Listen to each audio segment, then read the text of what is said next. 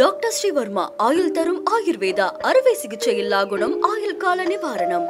ஆம் ஆத்மி இந்த அளவுக்கு பின்னடைவை சந்திக்கும் என்று எதிர்பார்க்கவில்லை. டெல்லியில் பாஜக ஆட்சி அமையுமேயானால் அது தேசத்திற்கான ஒரு பின்னடைவாகத்தான் கருத வேண்டியிருக்கிறது. நியாயமான முறையில் இந்த தேர்தல், டெல்லியிலே நடைபெற்ற தேர்தல் நடந்திருக்குமா என்கிற ஐயத்தை எழுப்புகிறது. இந்தியா கூட்டணி கட்டுக்கோப்பாக இல்லை. காங்கிரஸ், ஆம் ஆத்மி ஒற்றுமையாக இந்த தேர்தலை சந்திக்கவில்லை. இந்தியா கூட்டணி தலைவர்கள் இது குறித்து தீவிரமாக கலந்தாய்வு செய்ய வேண்டும். இந்தியா கூட்டணியில் இடம்பெற்றுள்ள கட்சிகள் ஈகோ பிரச்சனைகளை பின்னுக்கு தள்ளிவிட்டு நாட்டையும் மக்களையும் காப்பாற்றுவதற்கான திசை வழியில் சிந்திக்க வேண்டும். நாடாளுமன்ற தேர்தலுக்கு மட்டுமல்ல, சட்டப்பேரவை தேர்தல்களுக்கும் இந்தியா கூட்டணி ஒருங்கிணைந்து செயல்பட வேண்டிய தேவை உள்ளது. ஆகவே டெல்லி தேர்தல் முடிவுகளை ஒரு படிப்பினையாக கொண்டு காங்கிரஸ், திரிணாமுல் காங்கிரஸ், ஆம் ஆத்மி மற்றும் அந்த கூட்டணியில் இடம்பெற்றுள்ள அகிலேஷ் யாதவ் தலைமையிலான கட்சி எஸ்பி ஆகியவை இது குறித்து தீவிரமாக சிந்திக்க வேண்டும் என்று விடுதலை சிறுத்தைகள் கட்சி வேண்டுகோள் விடுக்கிறது. ஈரோடு கிழக்கு தொகுதியில் நாம் எதிர்பார்த்தவாறு திராவிட முன்னேற்ற கழகம் மிக அதிகமான வாக்குகளின் முன்னிலையில் உள்ளது. எதிர்பார்த்த வெற்றியை திமுக கூட்டணி, திமுக பெறும் என்று நம்புகிறேன். திருப்பரங்குன்றத்தில் உள்ள மக்கள், அந்த வட்டாரத்தை சார்ந்த பொதுமக்கள் மிகுந்த சகோதரத்துவத்தோடு, நல்லிணக்கத்தோடு வாழ்கின்றனர், வாழ விரும்புகின்றனர். பாரதிய ஜனதா உள்ளிட்ட சங் பரிவார் அமைப்புகள் இதை ஒரு வாய்ப்பாக பயன்படுத்தி கொண்டு தமிழகத்தில் சமூக பதற்றத்தை ஏற்படுத்த முயற்சிக்கிறார்கள். இவ்வாறுதான் வட இந்திய மாநிலங்களில் மத அடிப்படையிலான பதற்றத்தை உருவாக்கி சிறுபான்மை சமூகத்தினருக்கு எதிராக இந்து சமூகத்தினரை நிறுத்தி இருதரப்பையும் பலி கொடுத்து அரசியல் ஆதாயத்தை தேடி வருகின்றனர். இதில் இந்து சமூகத்தை சார்ந்த பொதுமக்கள் எச்சரிக்கையாக இருக்க வேண்டும். இந்து சமூகத்தை சார்ந்த பொதுமக்களின் இதர பிரச்சனைகளுக்கு, அடிப்படை வாழ்வாதார பிரச்சனைகளுக்கு குரல் கொடுக்காத பாஜக இதுபோன்ற கோவில், மசூதி பிரச்சனைகளை மட்டுமே உயர்த்தி பிடித்து மதவெறியை தூண்டி வன்முறைக்கு வித்திடுவது, மோதல்களை உண்டு பண்ணுவது, இரத்த களரியை ஏற்படுத்துவது என்கிற வழிமுறைகளைத்தான், உத்திகளைத்தான் அவர்கள் கையாண்டு வருகின்றனர்.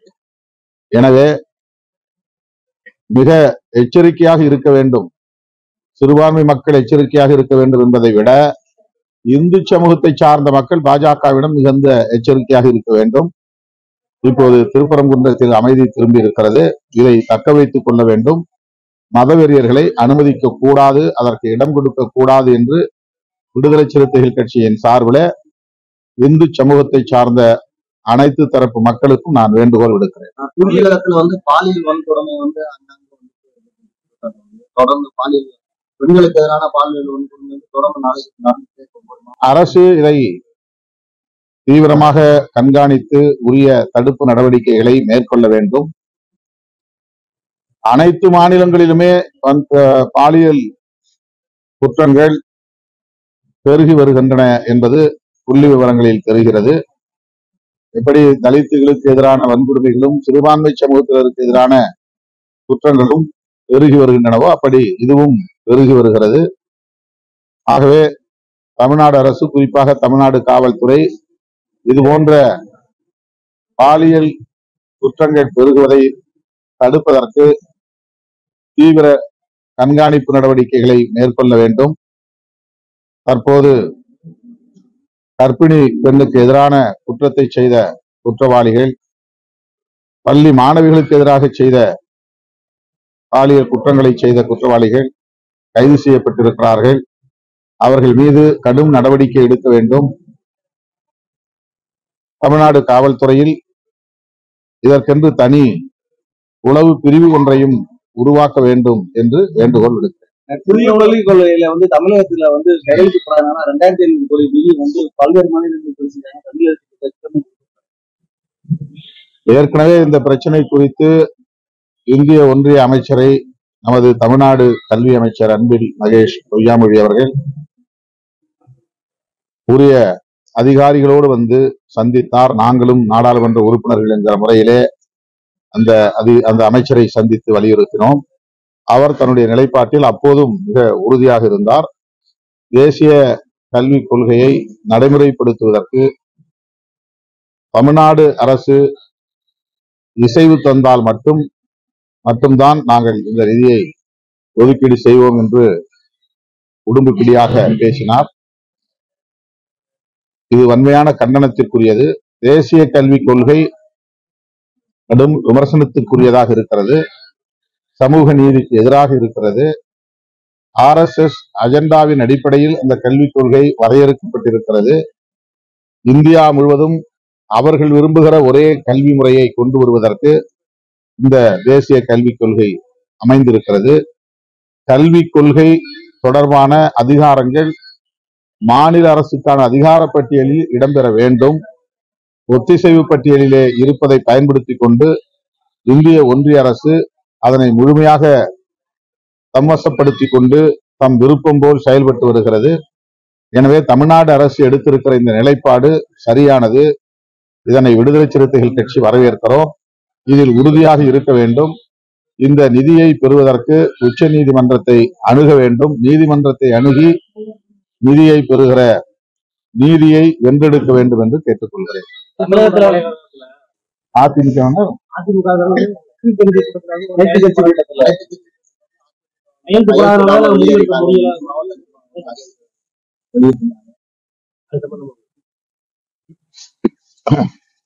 பல சந்தர்ப்பங்களில் அதிகாரிகள் எடுக்கிற சட்டம் ஒழுங்கு சார்ந்த பிரச்சனைகள் தான், நிலைப்பாடுகள் தான் சமூக பதற்றங்களுக்கு வழிவகுக்கின்றன. எல்லா பிரச்சனைகளையும் சட்டம் ஒழுங்கு அடிப்படையில் மட்டுமே வருவாய்த்துறை அதிகாரிகளும் காவல்துறை அதிகாரிகளும் அணுகுகிறார்கள். பாதிக்கப்பட்டவர் பக்கம் நின்று அவர்களுக்கான நீதி, சிறுபான்மையினர் பக்கம் நின்று அவர்களுக்கான பாதுகாப்பு, சட்டத்தின் அடிப்படையிலான அணுகுமுறை என்கிற ஒரு நிலைப்பாடு அதிகாரிகளிடத்திலே இருப்பதில்லை. அவர்களாக ஊகம் செய்து கொள்வது, கற்பனை செய்து கொள்வது, இப்படி ஆகிவிடும் அப்படி ஆகிவிடும், சட்டம் ஒழுங்கு கெட்டுவிடும், எனவே சட்டம் ஒழுங்கை காக்க நாங்கள் தடை உத்தரவு போடுகிறோம் என்று மாவட்ட ஆட்சி நிர்வாகம் எடுத்த முடிவு இந்த நிலைக்கு காரணமாக அமைந்தது. அதற்கு முன்னதாக வழக்கமாக சிறுபான்மையினர் மேற்கொண்ட நடவடிக்கைகளுக்கு தடை விதித்து அவர்களை அங்கே அனுமதிக்காமல் திருப்பி அனுப்பியது இதற்கு முக்கியமான காரணமாக அமைந்திருக்கிறது. ஆட்சி நிர்வாகத்திற்கு அல்லது ஆளும் கட்சிக்கு இது போன்ற நெருக்கடிகளை அதிகார வர்க்கத்தை சார்ந்தவர்களின் அணுகுமுறையால் தருகிறார்கள். திருப்பரங்குன்றத்திலே மாவட்ட ஆட்சி நிர்வாகம் எடுத்த நிலைப்பாடு இந்த பதற்றத்திற்கு காரணம் என்பதிலே மாற்று கருத்தில்லை. நாங்களும் அந்த விமர்சனத்தை முன்வைக்கிறோம். 40 தமிழக எம்பிகள் எந்தவித நாடாளுமன்றத்தில் சொல்ல எதிர்கட்சிகள் யாரு, அவங்க என்ன பேசினாங்கன்னு சொல்ல சொல்லுங்க.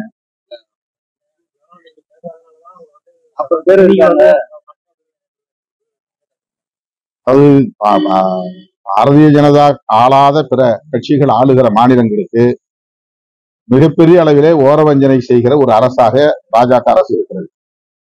சந்திரபாபு நாயுடு அவர்களையும் நிதிஷ்குமார் அவர்களையும் திருப்திப்படுத்துவதற்காகவே இந்த முறை 2 பட்ஜெட்டிலும் அந்த மாநிலங்களை குறிவைத்து அவர்களுக்கு நிதி ஒதுக்கீடு செய்வதிலேயே, அவர்களை தம்வயப்படுத்தி தம் கட்டுப்பாட்டுக்குள் வைத்துக் கொள்வதிலேயே குறியாக இருக்கிறது பாஜக அரசு. குறிப்பாக நிர்மலா சீதாராமன் அவர்களுடைய அந்த நிதிநிலை அறிக்கையை நாம் பார்த்தால் தெரியும். இந்த முறையும் பீகாருக்கும் ஆந்திராவுக்கும் தான் கூடுதல் நிதி ஒதுக்கீடு செய்திருக்கிறார்கள். நிறைய திட்டங்களுக்கு அனுமதி வழங்கியிருக்கிறார்கள். தமிழ்நாடு அரசை தொடர்ந்து வஞ்சித்து வருகிறார்கள்.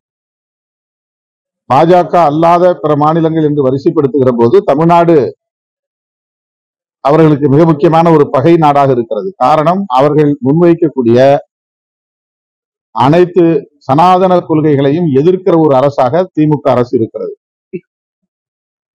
மிக கடுமையாக எதிர்க்கிற ஒரு நிலைப்பாட்டை திமுக அரசு கையாண்டு வருகிறது. அதிலே ஒன்று நீட் எதிர்ப்பு, அதிலே ஒன்று தேசிய கல்விக் கொள்கையை ஏற்க மாட்டோம் என்று புறக்கணிப்பது, அதே போல அவர்களின் சமஸ்கிருதமயமாதல் நடவடிக்கைகளை கடுமையாக எதிர்க்கிற நிலைப்பாடு. இப்படி வரிசைப்படுத்திக் கொண்டே போகலாம்.